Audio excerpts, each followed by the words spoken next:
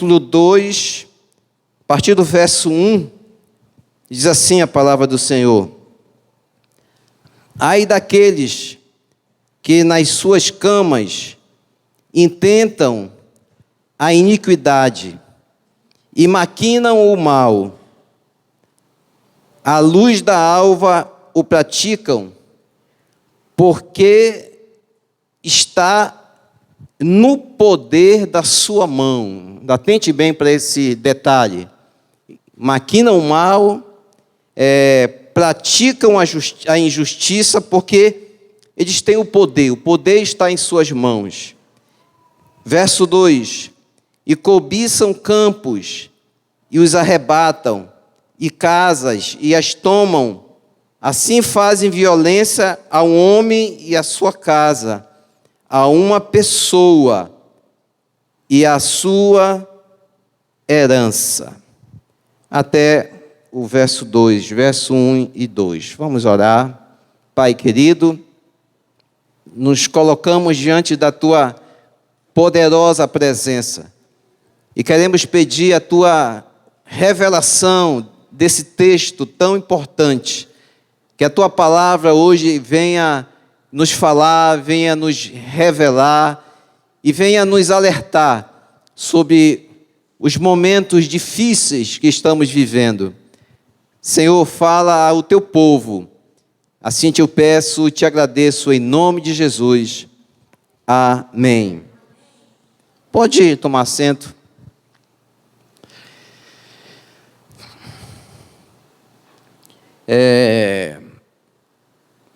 A gente pode denominar essa palavra como a corrupção de uma nação, ou o que leva uma nação a se tornar corrupta, a se tornar injusta.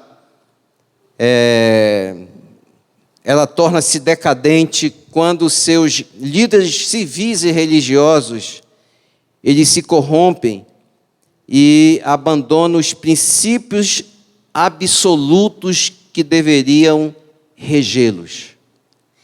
Quando há um afastamento de princípios, um texto muito importante para confirmar isso está no Salmos 11, no verso 3, que diz assim, poderia também ser a base para nós trazermos essa palavra. Diz assim: ora, destruídos os fundamentos, que poderá fazer o justo?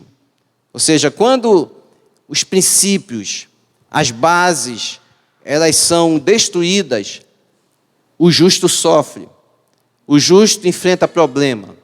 Por isso que a Bíblia diz que feliz é a nação cujo Deus é o Senhor. Porque quando princípios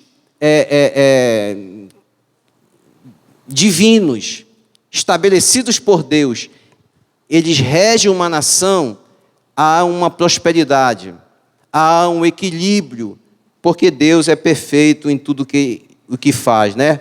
E o profeta Miqueias, ele cheio do Espírito Santo, ele faz um diagnóstico da sua nação. Usado por Deus, ele percebe e denuncia.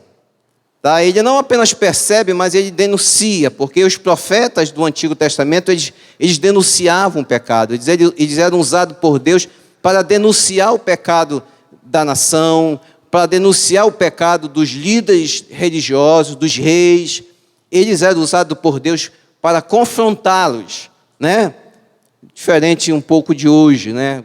Quando não há mais essa coragem, quando não há mais essa disposição de profetas, de homens de Deus, de denunciarem o pecado, de confrontarem os líderes que estão dominando, no sentido de saquear, no sentido de roubar os mais necessitados e, consequentemente, a nação.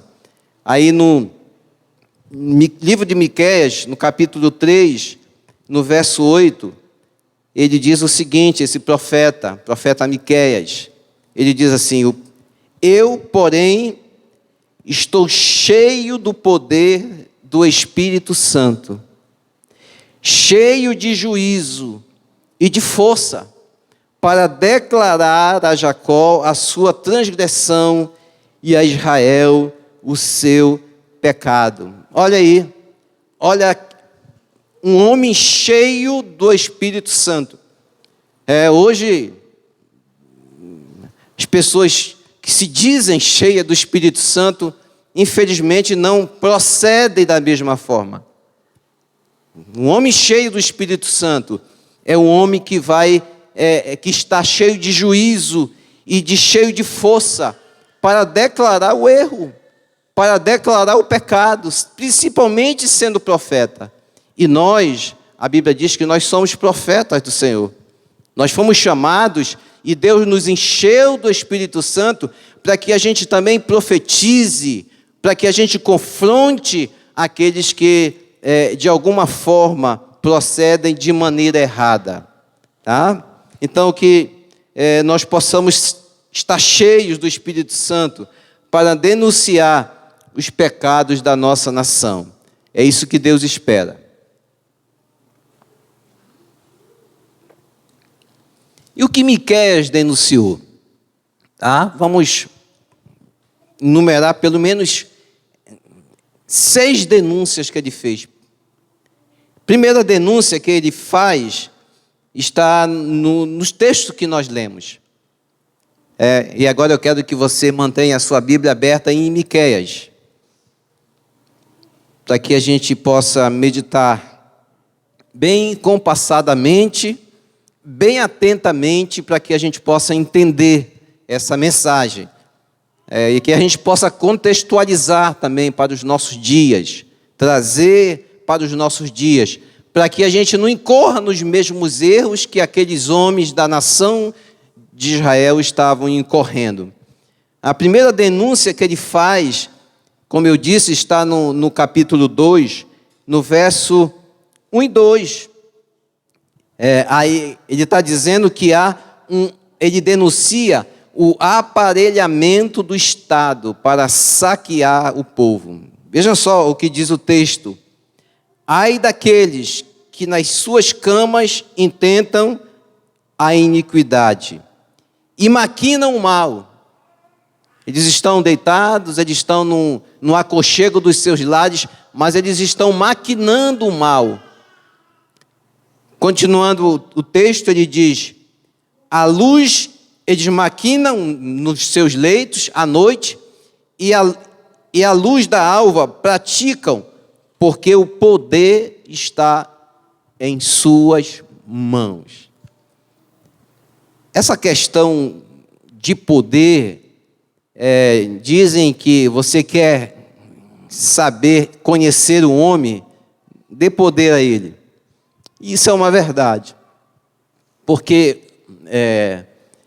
a ideia que se tem de poder é a ideia de possessão, de domínio. Todavia, a ideia de poder que Deus revela na sua palavra não é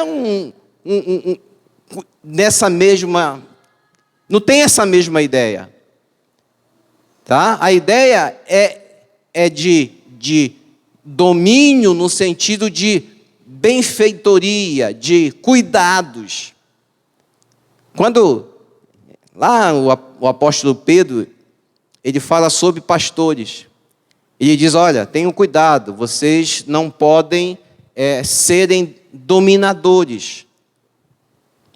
E lá em Mateus ainda, Jesus diz que aquele que quer ser o maior, ou seja, aquele que quer ter poder, seja aquele que serve. Ou seja, a Bíblia, diferentemente do mundo, traz o poder do sentido de servir, de trabalhar pelo próximo, de trabalhar pelas pessoas. Já o poder no reino dos homens é diferente. O poder no reino dos homens é no sentido de possessão, é no sentido de domínio, é no sentido de mandar, de aprisionar. E aí estava havendo um exagero no tempo do profeta Miqueias. Os homens que tinham poder, que exerciam o poder, esses homens estavam aparelhados. E eles estavam dominando. Eles maquinavam à noite e no dia eles praticavam. Eles eles cobiçavam o campo, diz aí no verso 2, cobiçam campos e os arrebatam, casas e as tomam. Assim fazem violência a um homem e a sua casa, a uma pessoa e a sua herança. Ou seja, não havia respeito por aquilo que era das pessoas. Eles observavam um campo, eles gostavam daquele campo e simplesmente iam lá e tomavam aquele campo. Ou seja, era uma injustiça, era uma violência que acontecia naquela época. E não é muito diferente de hoje, né? Então o Estado, ele estava aparelhado para a roubalheira. Eles colocavam pessoas em posições estratégicas nos diversos poderes. E hoje não é diferente, né, irmãos? Hoje não é diferente. Hoje existe todo um aparelhamento para dominar, para inibir, para fazer com que nós não cresçamos, não tenhamos liberdade de prosperar. Por quê? Porque os recursos que são liberados para fazer isso são roubados, são desviados. Então, o profeta Miqueias, ele faz essa denúncia, ele denuncia que aqueles líderes políticos, em vez de servir ao povo, eles serviam-se do povo, tá? Em vez de atender às necessidades do povo, eles exploravam o povo. E há um texto muito, muito duro, né? É um texto que eu vou ler daqui a pouco, mas eu considero um texto muito duro. Mas era uma realidade da época. Miqueias capítulo 3, leia comigo, Miqueias capítulo 3, no verso 3. Miqueias 3, 3. Olha o que ele diz. É que comeis a carne do meu povo, e lhes arrancais a pele, e lhes emilçais os ossos, e os repartis como a panela, e como a carne dentro do caldeirão.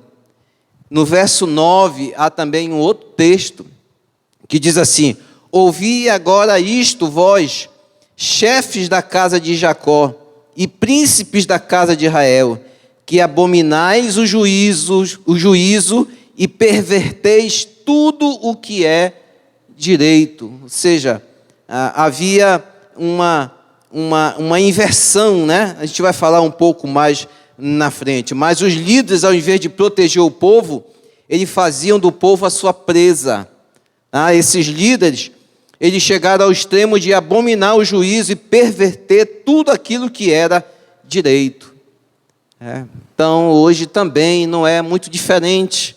Nós temos visto as injustiças, né?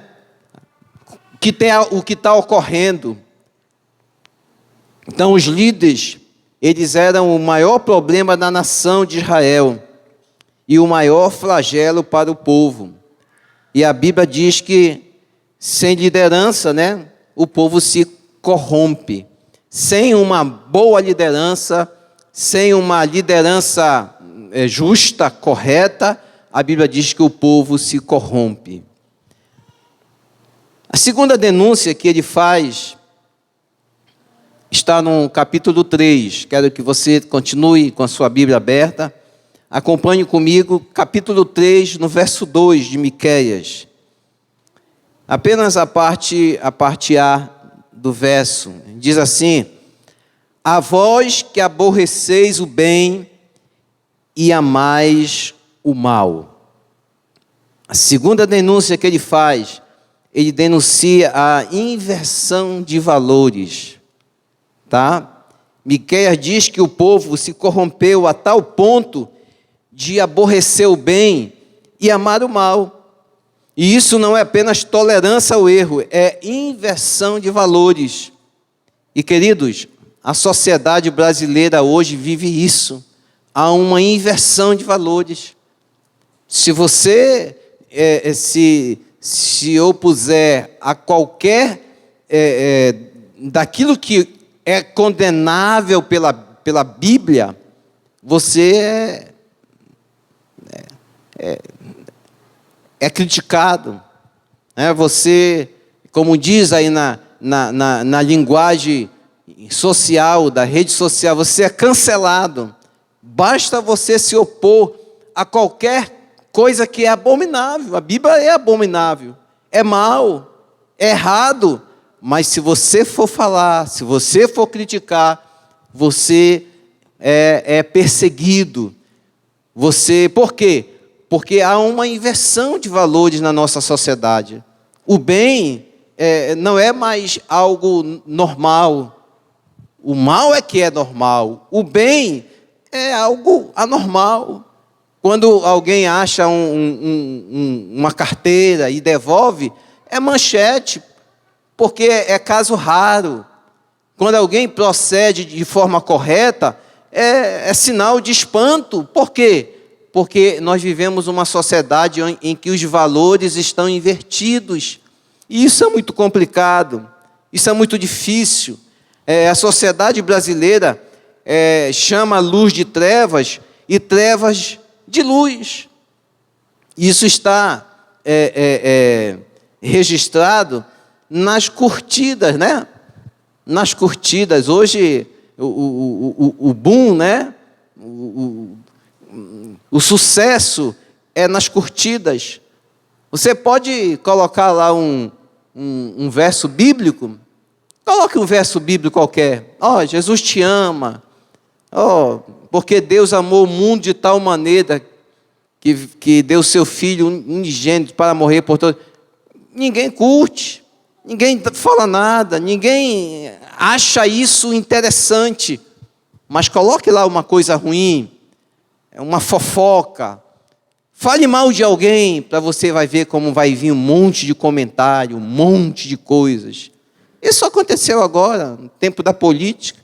Se você se manifestava como um cristão, colocava um texto bíblico, uma palavra, ninguém dizia nada, ninguém falava nada, ninguém curtia nada. Mas se você se posicionasse a favor de um ou de outro candidato, eram milhares e milhares de críticas, de comentários, de tudo mais. Por quê? Porque há uma inversão de valores. A mentalidade, o pensamento das pessoas hoje está corrompido. Está corrompido. Há uma inversão total de valores. Hoje, ser um bom pai, um bom esposo, ser um bom filho, isso é difícil. Por quê? Porque as coisas estão caminhando para o fim. Há uma degradação em todos os sentidos da sociedade. 2 Timóteo fala um pouco sobre isso. 2 Timóteo, no capítulo 3. Escute apenas. Diz assim: sabe, entretanto, disto, nos últimos dias sobrevirão tempos terríveis. Tempos terríveis. Os homens amarão a si mesmos. Serão ainda mais gananciosos, arrogantes, presunçosos, blasfemos, desrespeitosos aos pais, ingratos, ímpios, sem amor, incapazes de perdoar, caluniadores, sem domínio próprio, cruéis, inimigo do bem, traidores, inconsequentes, orgulhosos, mais amigos dos prazeres do que amigos de Deus. Então, há uma inversão de valores. E naquele tempo, o profeta Miqueias já denunciava isso. Terceira denúncia que ele faz está em Miqueias, no capítulo 3, no verso 11.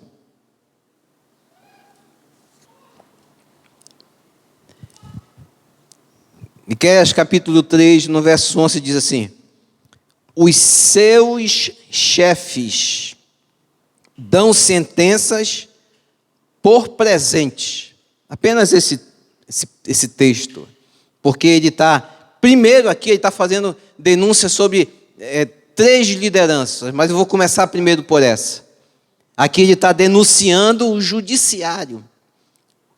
Está denunciando os juízes, porque são os juízes que dão a sentença. São os juízes Então ele diz assim, os seus cabeças dão as sentenças por suborno. Ou seja, não havia qualquer esperança de justiça para os mais fracos. Eles eram esmagados pelos mais fortes. Os pobres, eles eram explorados pelos ricos, porque eles não tinham poder de barganha. Eles não tinham como comprar uma sentença. Agora, há pouco, creio que ano passado, a gente viu algo terrível, em pleno século XXI, queridos. Um dos maiores traficantes do Brasil foi liberado pelo juiz do Supremo Tribunal Federal. Pasme isso. Traficante. Muitos processos, condenados, estava preso. Mas ninguém sabe por que um juiz do STF deu uma canetada e liberou um traficante. Eu pergunto, quem não tem dinheiro vai ser liberado? Claro que não. Quem não tem dinheiro, pobre como nós, não entendo muito de justiça, mas eu acho que a gente não vai passar da primeira instância, né? Mas esses poderosos, os homens que têm dinheiro, é lá de cima. Então, os chefes, ele é muito claro, os cabeças, ele está falando aqui da elite do judiciário. E se nós fôssemos trazer para os nossos dias hoje, ele está falando aqui do STF, dos cabeças do judiciário. Ele diz assim, dão as sentenças por suborno. Quer dizer, ele denuncia aqui o profeta a corrupção do judiciário. Se fosse hoje, né? Polícia Federal estaria logo cedo na casa do profeta. Cedinho, o profeta Miqueias já estaria recebendo uma viatura da Polícia Federal. Por quê? Porque você criticou, porque você denunciou um cabeça do judiciário. Mas ainda bem que foi naquele tempo, né? Porque se fosse hoje, infelizmente, os juízes que deveriam fazer cumprir as leis e aplicar a justiça por dinheiro, eles condenavam os inocentes e inocentavam os culpados. Os poderosos, os reis, os que dominavam, que tinham poder, eles mandavam os homens para a guerra. E enquanto os cabeças, os homens estavam na guerra, eles iam e tomavam o campo, a propriedade, porque só ficava lá a esposa, os filhos. E você sabe, naquele tempo, mulher e criança não tinha nenhum tipo de importância, eles não davam importância, não ouviam, então eles tomavam. Quarto lugar, a quarta denúncia que Miqueias fala está no capítulo 7. No capítulo 7, no verso 3. As suas mãos fazem diligentemente o mal. Agora, olha esse complô. O príncipe inquire e o juiz se apressa à recompensa.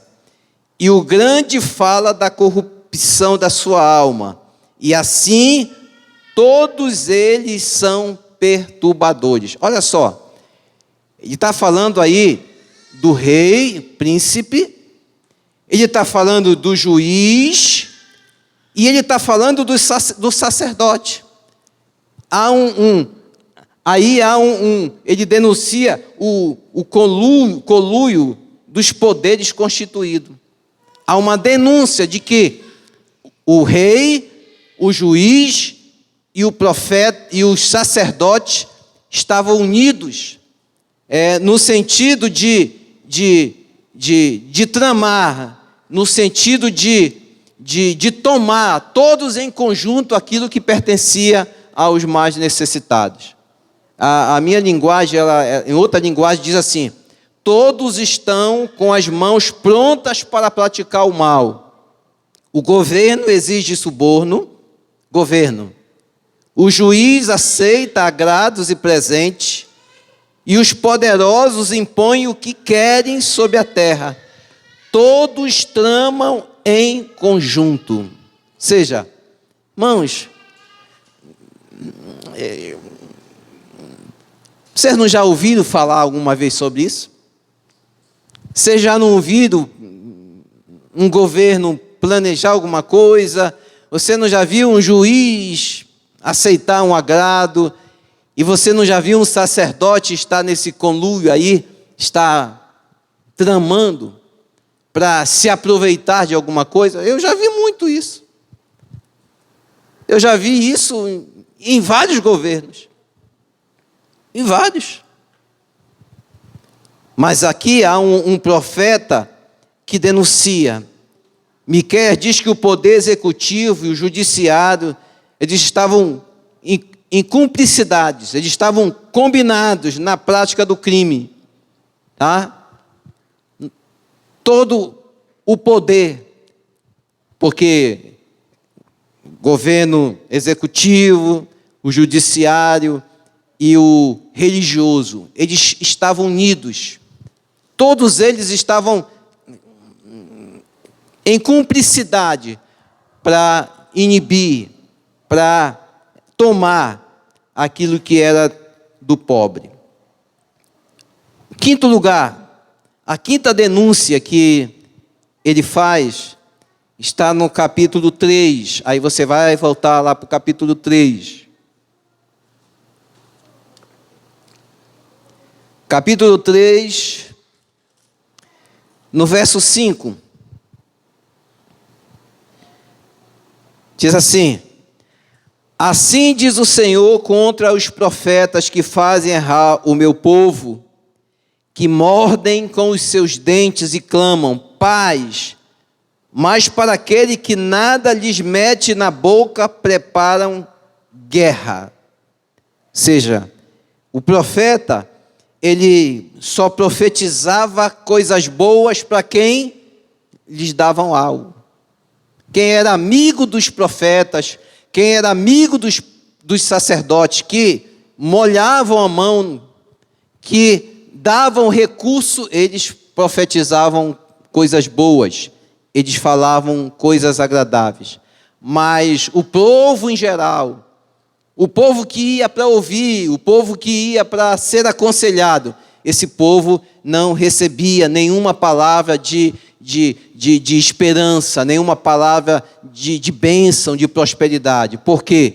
Porque esse povo não tinha como dar nada para o profeta. Ainda o verso 11 do capítulo 3 diz assim: os seus chefes dão, já li, vou continuar lendo ele, os seus chefes dão sentenças por presente, e os seus sacerdotes ensinam por interesse, e os seus profetas adivinham por dinheiro, e ainda se encostam ao Senhor, dizendo: não está o Senhor no meio de nós, nenhum mal nos sobrevirá.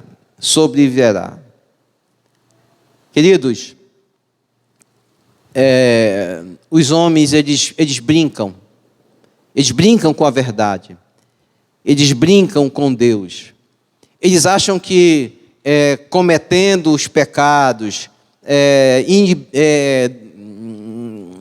saqueando o povo, trazendo aflição ao povo, principalmente ao povo de Deus, eles acham que permanecerão impunes.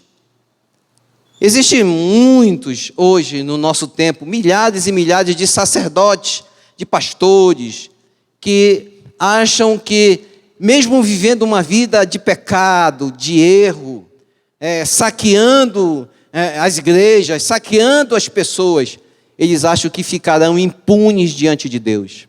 Eles acham. Eu vivo no tempo da graça, basta eu pedir perdão. Um momento eu peço perdão e Deus vai me perdoar. Engana-se. A palavra de Deus diz que de Deus não se zomba.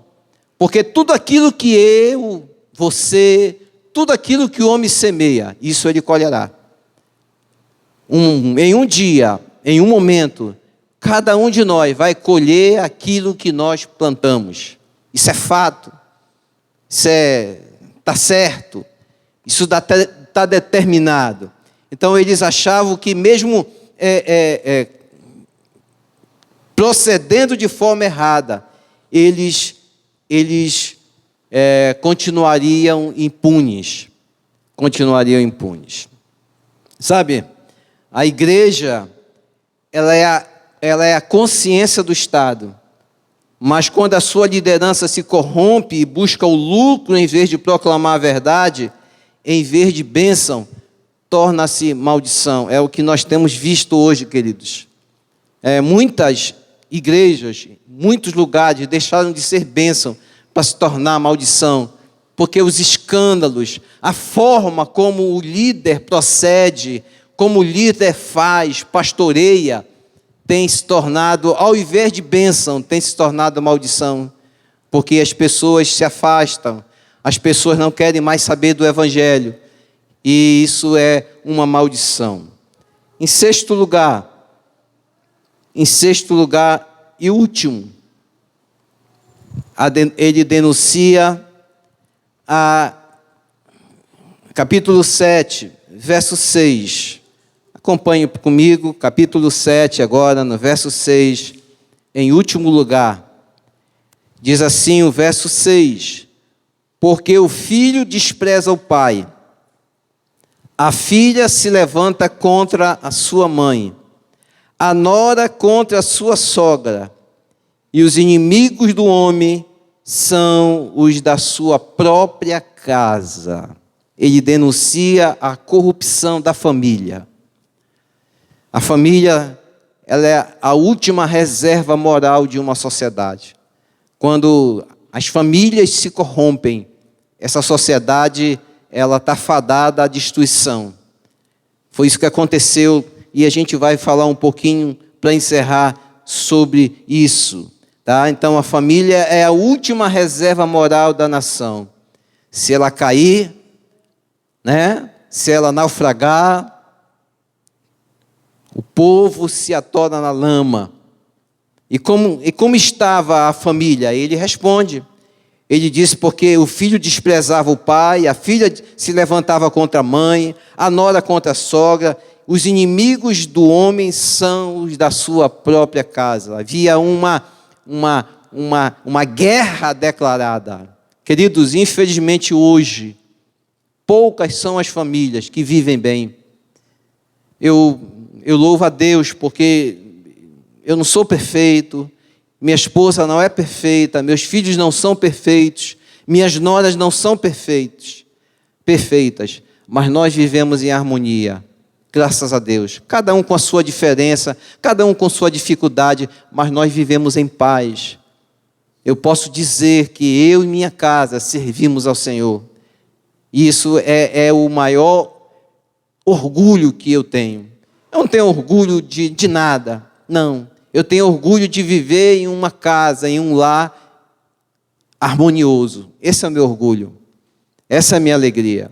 Hoje, no início do culto, antes de vocês chegarem, toda a minha família, à exceção da Ive e dos meus outros 2 netos, filhos do Alisson, não vieram hoje, mas toda a minha família estava aqui, foram os primeiros que chegaram.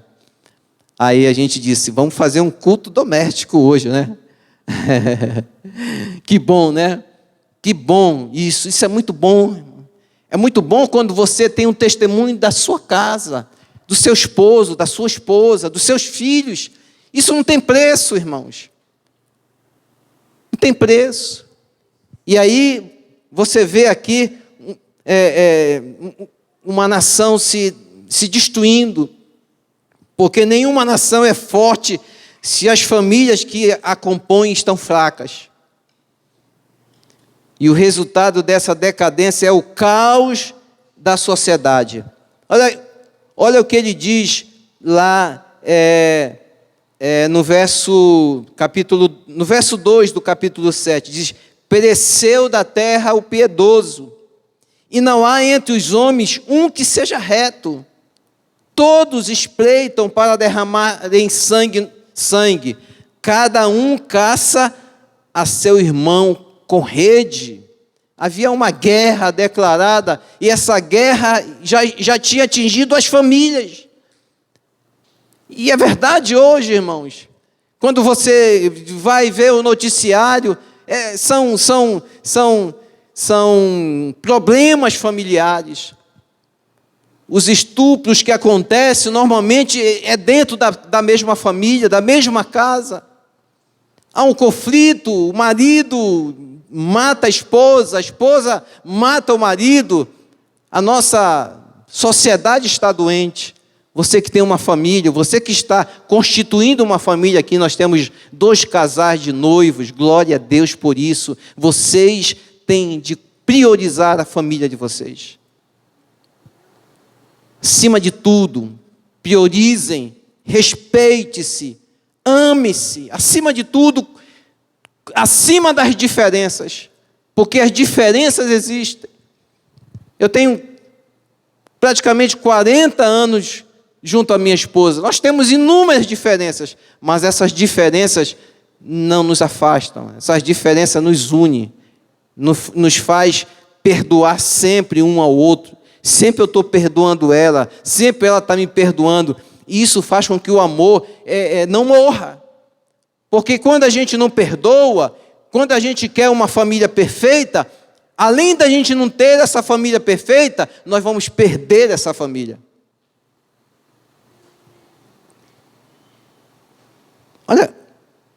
Olha o que está escrito lá em Gênesis, no capítulo 6, no verso 5 e 9, apenas ouça. Gênesis, ele diz assim: o Senhor viu que a maldade do homem na terra era grande, e que toda a imaginação dos pensamentos, mente, que eu preguei domingo passado, mente, renovação de mente, era continuamente má. Noé, porém, era homem justo e íntegro em sua geração, e andava com Deus. Queridos, Deus olhou e ia destruir tudo. Não havia mais esperança para aquela geração. Ele viu que o pensamento era perverso, era mau, de uma forma generalizada. E ele vai destruir, mas ele observa que em meio àquela geração perversa, em meio àquela geração má, existia um homem chamado Noé. Ele e a sua casa, eles eram diferentes. A mesma coisa aconteceu quando ele ia destruir Sodoma e Gomorra. Ele observou que ali existia um homem chamado Ló. E pasme, só mesmo Ló se salvou, porque a sua mulher se perdeu e as suas filhas pecaram. Não é diferente hoje. Há uma degradação da família. Há uma destruição da família. Há uma corrupção da família. E Deus vai trazer o seu juízo. Irmãos, o limite de Deus não pode ser ultrapassado. Deus estabeleceu o limite para o mar. O mar vai até um ponto. Dali, ele não passa. Porque quando o mar ultrapassa os seus limites, o que acontece? Destrói. Tem as inundações, destrói as barreiras e tudo mais. Da mesma forma, o pecado tem um limite. Irmãos, nós somos uma geração que a gente não pode deixar de perceber isso. O juízo de Deus veio sobre a sociedade antediluviana, chegou. Só Noé e sua família se salvou. O juízo de Deus, ele veio sobre a sociedade de Sodoma e Gomorra, e só Ló escapou. O juízo de Deus vai chegar nesta sociedade. E somos nós que Deus precisa ver de lá e enxergar e dizer: eu vou destruir, mas eu vou levar, eu vou salvar alguns. A profecia de Miqueias, ela é muito atual entre nós. É tempo, irmãos, de nós voltarmos para Deus. Quem sabe ainda haja esperança para o Brasil? Quem sabe? É tempo de nós voltarmos, de todo o nosso coração, de toda a nossa alma.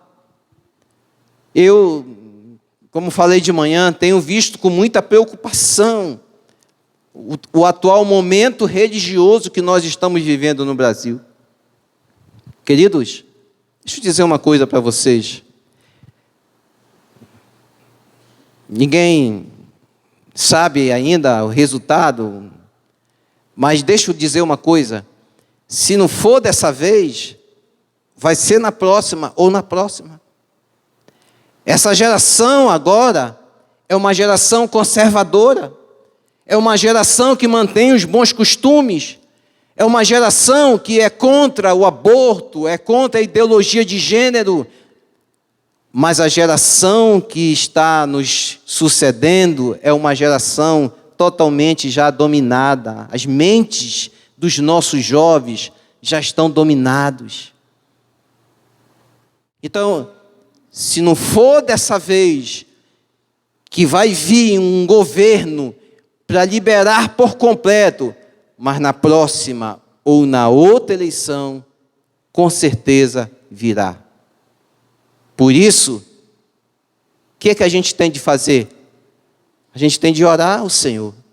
A gente tem de procurar cuidar dos jovens que ainda estão entre nós, que podem ser orientados, que podem se tornar líderes para orientar outros, porque, queridos, lá fora já foi, já se perdeu. Não tem jeito.